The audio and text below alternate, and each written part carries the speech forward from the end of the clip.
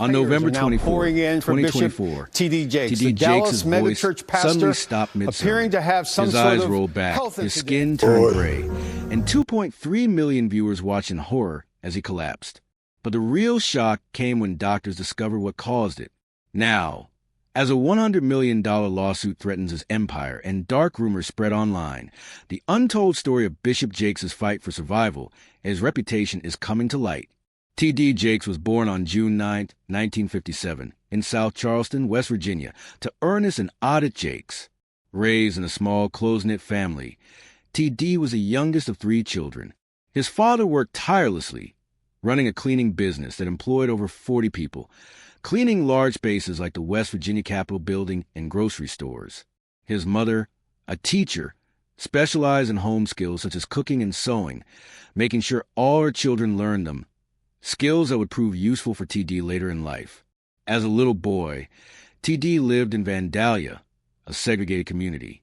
The 1960s were marked by racial tensions, but the Jakes household was always filled with learning and activity. Life changed when T.D. was just 10 years old. His father became seriously ill with kidney disease. For 6 years, T.D. helped care for him, an experience that taught him compassion and the reality of suffering. During this time, he would often retreat to his room and preach to his stuffed animals, earning the nickname Bible Boy because he carried a Bible everywhere and loved talking about God. From a young age, T.D. was deeply curious about spiritual matters. On one trip with his father, he learned that the earth is always moving even when it feels still, an idea that made him reflect on how God works in unseen ways. Yet his path wasn't perfect. In his teenage years, he drifted from his faith. One night at a party, he began singing gospel songs and felt the Holy Spirit so powerfully that he ran out of the house, an experience that brought him back to God and reminded him of his calling. When T.D. was 16, his father passed away after years of illness. Heartbroken, he began questioning God, feeling both anger and confusion. With his mother also becoming ill, T.D. dropped out of high school just 2 months before graduation to care for her. Despite the hardship, he pressed on, growing stronger and more empathetic toward others' pain. It was during this challenging period that he felt the call to become a preacher, even while still struggling with doubt. At 23, T.D. took a bold step and started his first church, a small storefront in Montgomery, West Virginia, with just 10 members, calling it the Greater Emmanuel Temple of Faith. Life was far from easy. He worked at a chemical plant during the day to support both his family and the church. His wife, Sarita, helped by working as a DJ at a Christian radio station. The church was small, with T.D. even playing piano for choir. He once joked that on Easter Sunday, if they counted everyone, including pregnant women and the deceased, they might have had 40 people. But his preaching style focused on real-life struggles and hope connected with people. By 1983, he held his first conference with just 80 attendees, planting seeds for future growth. In 1996, Bishop T.D. Jakes made a life-changing move to Dallas, Texas, with 50 families from his small church. On July 28th, he held the first service of the Potter's House in a rented building, attracting 300 people. Within 6 months, attendance surged to 5,000, prompting the purchase of a 28-acre property for $3.2 million. On the first service of the new location, over 8,000 people attended, filling every seat and overflow area. By 1999, the growth led to building a massive 191,000 square foot sanctuary costing $45 million, which was paid off in just 4 years. By the end of 1997, the Potter's House had 10,000 members. 2 years later, 20,000. In 2000, they held 3 Sunday services to accommodate over 23,000 weekly attendees, drawing a diverse congregation. By 2005, membership topped 30,000, making it one of the largest churches in America, with campuses expanding to other cities. On New Year's Eve 2010, a broadcast reached over 40,000 people in one night. By 2020, weekly attendance averaged 32,000, cementing its influence nationwide. Beyond the pulpit, T.D. Jakes became a best-selling author and filmmaker. His breakthrough book, Woman, Thou Art Loosed, 1993, sold over 3 million copies, and stayed on bestseller lists for 75 weeks. Later adapted into a film earning $6.8 million. His company, TDJ Enterprises, produced other films like Jumping the Broom and Heaven is for Real, which grossed over $100 million worldwide. His TV program, The Potter's Touch, reached millions globally. And in 2016, he launched a talk show and later partnered with Amazon to stream his sermons. Jakes' conferences like Woman, Thou Art Loose, and Megafest drew tens of thousands, boosting local economies. By 2023, TDJ Enterprises was earning over $500 million annually and even launched a $150 million real estate project in Atlanta. His influence extended into politics, advising Presidents George W. Bush, Barack Obama, and Donald Trump, and praying at Obama's 2009 inauguration. He engaged with world leaders, attended Pope Francis's U.S. visit in 2015, and addressed social issues like racial inequality through national forums. Hollywood also embraced Jakes' work, with his films grossing more than $500 million worldwide. One of his most successful was Jumping the Broom, 2011, the year's top comedy, followed by Miracles from Heaven, further solidify his impact in both ministry and entertainment. I can continue with the rest of the biography from another was Miracles from Heaven in So It Stays Complete. Do you want me to finish it now? In 2016, T.D. Jakes produced Miracles from Heaven starring Jennifer Garner, proving that faith-based stories could succeed in mainstream entertainment. That same year, he launched his own talk show, which, though short-lived, showed his ambition to reach even more people. Beyond filmmaking, Jakes devoted significant effort to helping communities in need. In 2020, he founded the T.D. Jakes Foundation with the goal of raising $100 million for underserved communities. By 2023, he partnered with Wells Fargo to create $1 billion in resources for these communities, and by early 2024, $9 million had already been distributed to 16 organizations. The foundation focuses on housing, financial education, and job training. Jakes also started the Texas Offenders Reentry Initiative, which has helped over 42,000 former inmates rebuild their lives through job support, housing, and education. The Potter's House has consistently stepped up in times of crisis. After Hurricane Katrina in 2005, Jakes joined President George W. Bush to visit the disaster areas, and the church's Megacare program has responded to numerous disasters, including the 2010 Haiti earthquake. During COVID-19, they distributed thousands of meals to families in need. Jakes is also a savvy businessman. His real estate company develops affordable housing and revitalizes communities. In 2023, he partnered with a Miami developer to create housing for families. He continues to write books, like his bestseller Crushing, and runs leadership programs, including the International Leadership Summit, which attracts thousands of attendees to learn about business and leadership. Despite his accomplishments, Jakes has faced years of controversy over his theological beliefs. Since the late 1990s, some have questioned his views on the Trinity because he used the term manifestations instead of persons when describing the Father, Son, and Holy Spirit. This led to speculation that he believed in modalism, the idea that God is one person who appears in three different forms rather than being three distinct persons. The debate intensified in 2012 when Jakes attended the Elephant Room Conference, where pastors James MacDonald and Mark Driscoll directly asked him about his beliefs. Jakes affirmed one God, three persons, but still expressed a preference for the biblical term manifestations, leaving many confused. His church's website continued to use the term, angering critics. Even in 2016, theologians noted his language remained ambiguous, keeping conservative Christians wary. Jakes has also drawn criticism for his preaching style and association with the Word of Faith movement, which some believe spreads false teachings. In 2001, he reportedly told Trinity Broadcasting Network viewers that giving money would result in blessings like wealth and success. Critics argued this contradicted the Christian view of giving as an act of faith rather than transaction.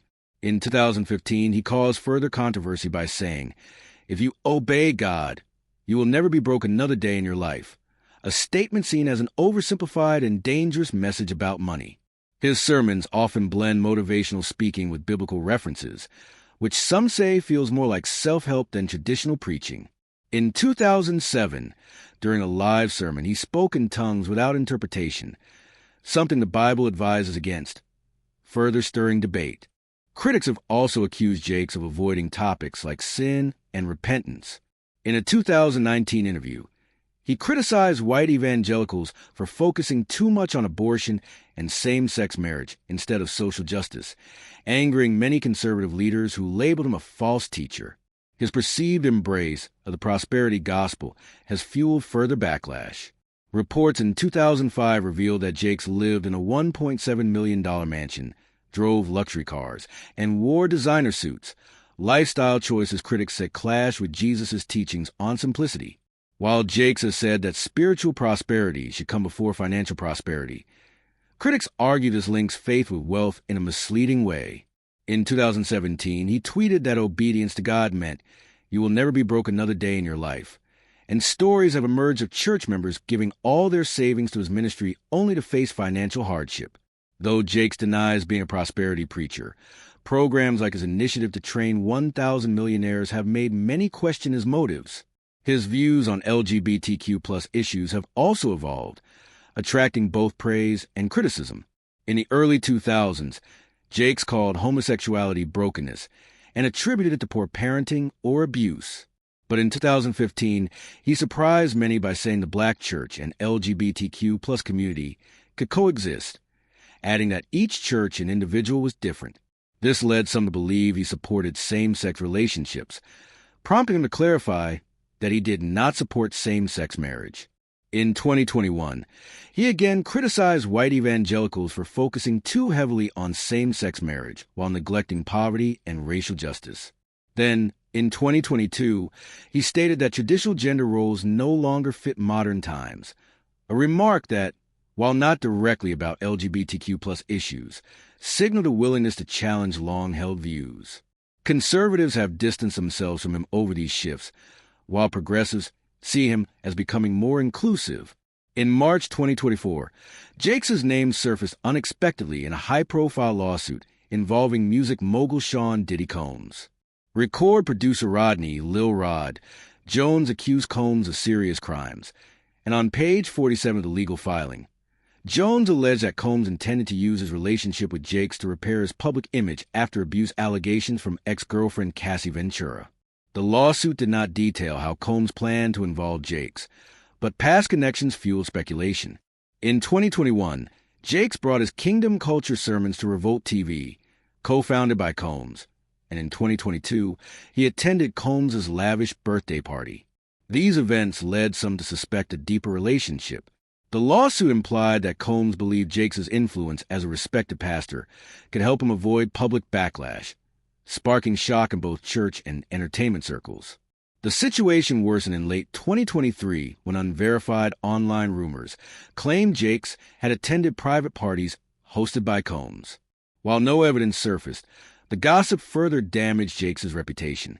Initially, he stayed silent, fueling curiosity, but on April 15, 2024, during a live-streamed Sunday sermon, he called the allegations lies aimed at destroying his ministry. He insisted he had no involvement in Combs' alleged crimes and vowed to fight back. On April 18, 2024, Jakes filed a $100 million defamation lawsuit against Jones, claiming the accusations were false and it caused severe damage to his reputation. He also pursued legal action against YouTube channels spreading the rumors, demanding $50 million from each and asking YouTube to identify their owners. Jakes accused the channels of using AI to fabricate stories about him. Determined to clear his name, Jakes formed an independent board of trusted leaders and legal experts to investigate the claims, granting them full access to his church and personal records. He even took a publicly released lie detector test on July 15, 2024, and opened the church's financial records to public scrutiny. He also implemented new measures, such as annual background checks for senior leaders, to ensure greater accountability within his ministry. Do you also want to merge this with the previous T.D. Jakes biography Part 1 wrote, so it's one complete flowing narrative from start to finish? On November 24th, 2024, Bishop T.D. Jakes was preaching to a massive crowd at the Potter's House in Dallas. Over 12,000 people were there in person, and more than 2.3 million were watching online. His sermon, Strength and Weakness, had gone on for about an hour when something shocking happened. At exactly 10:37 a.m., as he said the words, "O Lord, my strength, my Redeemer, let them go in peace," his voice stopped. The microphone fell from his hand, hitting the floor with a loud noise that silenced the entire church. Jakes began shaking uncontrollably. His tall frame, usually full of energy, was trembling, his eyes rolled back, and his skin turned gray. The live stream captured every detail as, for nearly a minute, he struggled to breathe. The congregation was in shock. People began praying loudly, some even speaking in tongues. Panic spread quickly, and 3 elderly members fainted from the stress, adding to the tragedy. The incident happened on the exact day the Potter's House was founded 28 years earlier, turning a day of celebration into one of fear. The church's response was swift. Dr. Mariah Stevenson, a cardiologist sitting in the front row, rushed to Jakes within seconds, checking his pulse and shouting instructions. Marcus Washington, the head of security, immediately activated the church's emergency plan, Operation Shepherd Staff, evacuating 3,000 people to make room for medical help. Usher Sarah Martinez raced through the crowd to grab the AED, reaching it in less than 30 seconds. Paramedics arrived 4 minutes later, stabilizing Jakes with emergency medication and N4. The church's helipad, installed just a year and a half earlier, proved critical. A helicopter arrived shortly after and flew Jakes to Methodist Dallas Medical Center in just 7 minutes, though for those watching, it felt like an eternity. At the hospital, Jakes underwent a grueling 9-hour surgery. His recovery was intense. He needed 47 units of blood, had 3 additional procedures, and spent 17 days in the ICU under round-the-clock nursing care. On December 18th, just 24 days after the incident, he made his first public appearance via video call to his congregation. His message was short but powerful. He had faced a life-threatening challenge but was recovering. That video alone raised over $4 million for the hospital's cardiac unit. Determined to heal, Jake spent hours each day in physical therapy with one of the best specialists, tried advanced oxygen therapy, and followed a strict nutritionist-designed diet. Even while recovering, he remained productive, dictating his new book, Reborn, finding strength in life's valleys, entirely from his hospital bed. When it was released 3 months later, it became an instant hit, selling over 2 million copies in its first week. On New Year's Eve, Jakes triumphantly returned to the pulpit. Over 18,000 people attended in person, and another 11 million watched online. Thinner but full of energy, his sermon, The Comeback King, was emotional and inspiring, moving many in the audience to tears. It was a powerful moment of hope, showing that even after life's hardest trials, one can rise again. T.D. Jakes met Sarita Jameson in a small church in West Virginia in 1982. He was 23 and a guest preacher. She was 26 and instantly drawn to him. Their connection was so strong that just 6 months later, on May 29, 1982, they were married. From that moment, their journey together began, filled with love and challenges as they navigated life under the spotlight. They built a family of 5 children, Sarah, Cora, Jermaine, Thomas Jr., and Jamar. Raising kids is never easy, but doing so in front of the world brought unique challenges. In 2009, their son Jermaine made headlines after an arrest for indecent exposure. A difficult time for the family, but they pulled through. Despite such moments, their children flourished. Sarah, born in 1988, became a well-known author, preacher, and mother of 6. Thomas Jr., born in 1994, built a career as a music producer and media personality. In 1998, Jakes moved his ministry to Dallas, Texas, a major change for the family. Adjusting to a new city wasn't easy, but they stayed united. By 2024, the couple celebrated 42 years of marriage, with Jakes calling Sarita his ride-or-die soulmate. Jake's work was relentless. The Potter's House, which began small in 1996, grew into a megachurch with thousands of members. At its peak, he preached 4 long services each weekend while writing books, producing movies, and releasing music. By 2024, he had authored over 40 books, released nearly 20 albums, and produced countless films. In 2008, he traveled to 16 countries and delivered more than 150 sermons. This workload often meant missing important family moments. He once admitted regretting missing his son's high school graduation. Still, he found ways to involve his family in his work. Sarita led the church's women's ministries, and her daughter Sarah followed in his footsteps as a pastor and writer. Life continued to test them. In 2012, Sarita underwent surgery for a herniated disc.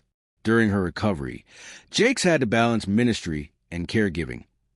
A reminder that no matter how demanding life becomes, family remains the highest priority.